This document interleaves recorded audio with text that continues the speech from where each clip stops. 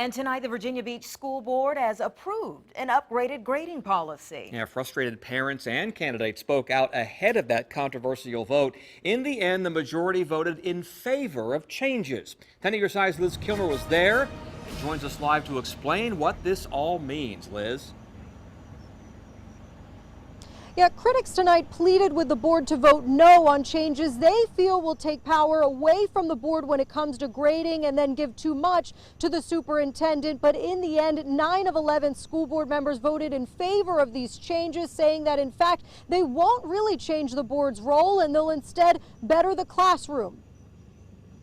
The current school board is afraid to lead. Heard outside the school administration building, Virginia Beach School Board candidates calling on the incumbents to strike down these proposed revisions to a grading policy. Among the additions, one requiring each school by course grade or department to present grading expectations to be approved based on regulations established by the superintendent. Vote no on this change and take the responsibility yourselves for setting the policies on grading. Thank you.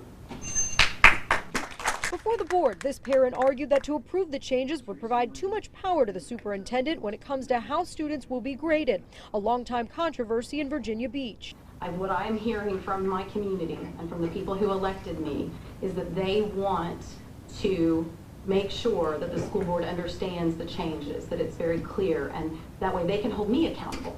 Board members Ashley McLeod and Carolyn Weems ultimately voted against the changes, the others in favor. Chairman Dan Edwards noted that it's never been the school board's job to approve grading guidelines, and it's always been the superintendent's job to develop regulations. Dr. Aaron Spence says it isn't he who will become more empowered with the updated policy, but instead it's the teachers. And so it's an opportunity really to put it back in our teachers' court.